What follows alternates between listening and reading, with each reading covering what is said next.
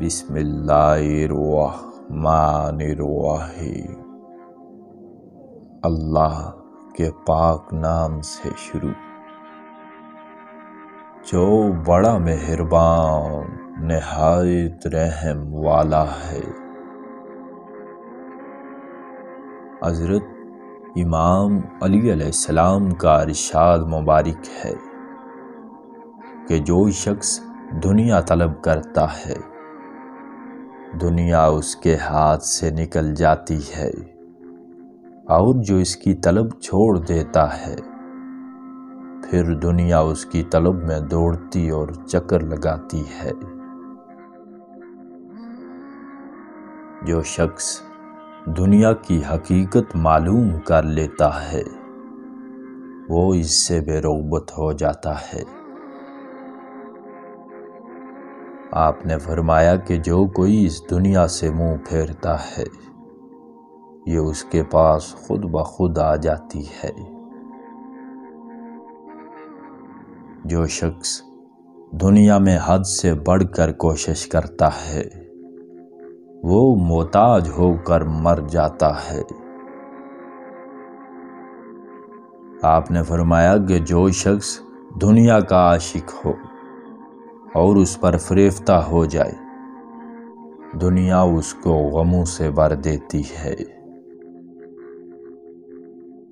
جس شخص کو صرف دنیا جمع کرنے کی فکر ہوتی ہے قیامت کے روز وہ نہایت شکاوت اور غم میں مبتلا ہوگا۔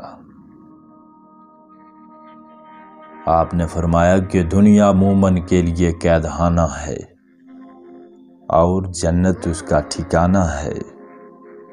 بخیل دنیا میں رسوا ہوتا ہے اور آخرت میں عذاب میں مبتلا ہوگا۔ دنیا وہ چیز ہے کہ عقل مندوں نے اس کو طلاق دی ہے اور یہ انہی لوگوں کا مطلوب ہے جو گندے اور ناپاک ہیں۔ یہ دنیا نقصان اور خسارے کا بازار ہے اور وحشت اس کے لیے امن کی منزل ہے۔ دنیا کافر کے لیے وحشت ہے اور دوزخ اس کا ٹھکانہ ہے۔ دنیا کے لوگ باغ کے درختوں کی مثل ہیں کہ سب کو ایک پانی سے سیراب کیا جاتا ہے لیکن ہر ایک کا پھل جدا جدا ہے۔ دنیا میں عمر اگرچہ کتنی لمبی ہو مگر نہایت قلیل ہے، اور دنیا سے گو کتنا فائدہ اٹھائیں مگر وہ آخرت کے مقابلے میں بہت ہی قلیل ہے۔ دنیا داروں کی مجلس ایمان کو بھلانے والی ہے اور شیطان کی اطاعت کی طرف لے جانے والی ہے۔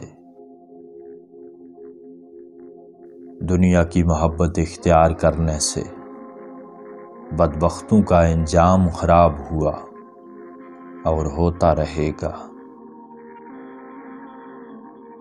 جو شخص دنیا کی کسی چیز کو اللہ تعالیٰ کے لیے چھوڑ دیتا ہے اللہ تعالیٰ اس کو اس سے بہتر عوض عطا کرتا ہے۔ دنیا ایک جانے والی چیز ہے لیکن اگر تیرے لیے باقی بھی رہے تو تم اس کے لیے باقی نہ رہو گے۔